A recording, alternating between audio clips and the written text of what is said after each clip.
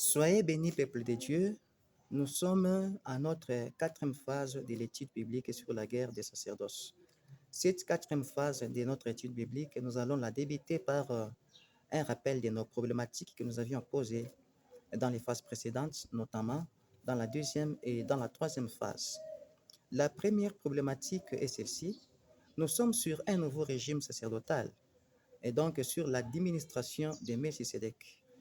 Est-il possible ou nécessaire que nous puissions nous appeler Lévites sur les sacerdoces de Melchisedec, ou soit que nous puissions nous approprier la classe des Lévites sur les sacerdoces de Melchisedec? La deuxième problématique étant sur le régime sacerdotal de l'ordre de Melchisedec. Nous avons une nouvelle constitution qui est l'ordre de Melchisedec. Est-ce que doit-on encore réclamer les droits des Lévites euh, consignés dans l'ordre d'Aaron, en l'occurrence l'offrande des prophètes, l'offrande des sacrificateurs ou l'offrande des prédicateurs, en ayant l'ordre de Melchisedec? La troisième problématique, nous ministres du régime sacerdotal de l'ordre de Melchisedec, est-ce que sommes-nous conscients que nous avons infiltré ou nous nous sommes mixés dans les affaires constitutionnelles d'un sacerdoce, d'un régime sacerdoce qui est déjà périmé et qui n'est pas le nôtre? Quatrième problématique, quelle est la nature de l'infiltration que le sacerdoce de Melchisedec est en train de subir actuellement dans cette génération? Enfin, la cinquième problématique était de savoir l'origine ou la cause réelle de la guerre sacerdotale entre l'ordre de Melchisedec et l'ordre d'Aaron. Rappelons aussi que les deux régimes sacerdotaux sont des constitutions issues des deux royaumes différents ou opposés. Eh bien, nous allons débuter la leçon du jour par les passages bibliques que nous allons donner. Et c'est les passages bibliques de 1 Samuel, chapitre 4, versets 10 jusqu'à 18. Eh bien, dans ce passage biblique, lorsque nous lisons, nous allons nous rendre compte que dans le texte de ces passages bibliques, lorsque vous y méditez avec profondeur, vous allez comprendre que Dieu lui-même était derrière les événements pour orchestrer la mort du prophète Élie, ainsi que ses deux fils, et que les Philistins et le prêtre de Dagon n'étaient qu'une arme avec laquelle Dieu s'était servi pour arracher les sacerdoces de la main de la famille d'Aaron ainsi que toute sa descendance. Et pour preuve, nous allons remarquer que après la mort du prophète Élie, ainsi que ses deux fils, l'arche de l'Éternel qui avait été prise par les Philistins, eh bien, elle sera de retour dans la terre d'Israël et elle sera conservée dans un endroit sûr.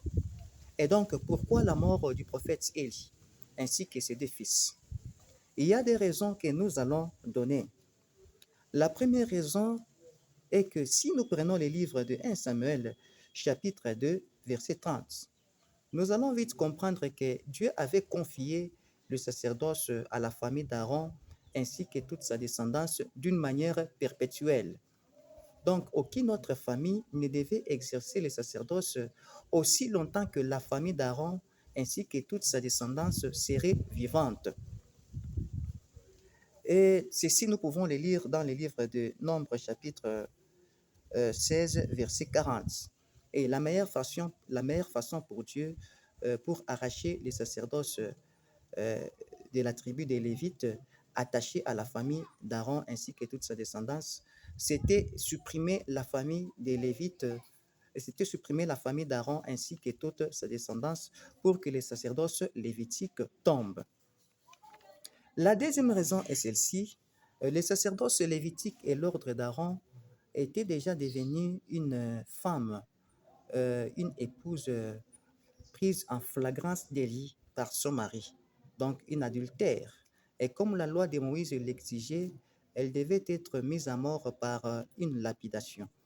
C'est ainsi que Dieu va la concocter, donc la famille d'Aaron ainsi que toute sa descendance, une sorte de lapidation en se servant des Philistins pour libérer son esprit, qui est l'esprit de l'époux sur le sacerdoce, de sa femme, qui est le sacerdoce lévitique, afin qu'il soit libre de se remarier ou de se choisir une nouvelle épouse. Ainsi, la mort du prophète Élie et ses deux fils marque la fin du sacerdoce lévitique et de l'ordre d'Aaron. Il n'y aura plus une autre descendance qui s'appellerait lévite sur le sacerdoce. Et après la mort du prophète Élie, ainsi que ses deux fils, la tente d'assignation, qui était considérée comme la maison des Lévites, était restée vide, sans habiter et sans aucune famille réelle. Pourquoi? Parce que privé de sa descendance, il n'y a plus de famille. Aucune autre tribu ni aucune autre famille ne devait s'y approcher pour y exercer le sacerdoce sous peine de la mort. Donc, à jamais, les Lévites et la famille d'Aaron ainsi que toute sa descendance ne peuvent exercer le sacerdoce. L'arche de l'Éternel qui avait déjà été prise n'est jamais retournée dans la tente d'assignation pour y exercer le sacerdoce jusqu'à ce jour où nous sommes en train de faire cet exposé. Et alors, nous prenons les livres de 1 Samuel, chapitre 2, verset 36, pour comprendre que Lévi n'est plus sur les sacerdoces. Car, dit-il, attache-moi, je t'ai pris à l'une des fonctions du sacerdoce, afin que j'aie un morceau de pain à manger. Et bon, bien-aimé, si quelqu'un est en train de demander que l'on puisse le rattacher sur une fonction quelconque du sacerdoce, ça signifie qu'il n'a plus de fonction sur le sacerdoce. Et voilà pourquoi est-ce qu'il est en train de demander que l'on puisse le rattacher sur une fonction sacerdotale. Donc, s'il avait une fonction sacerdotale, il ne pouvait pas encore demander que l'on puisse le rattacher sur une fonction sacerdotale. Donc, plus jamais que nous puissions nous appeler Lévites sur le sacerdoce de Melchisédek, plus jamais nous ne pouvons exercer une fonction lévitique sur le sacerdoce de Melchisédek.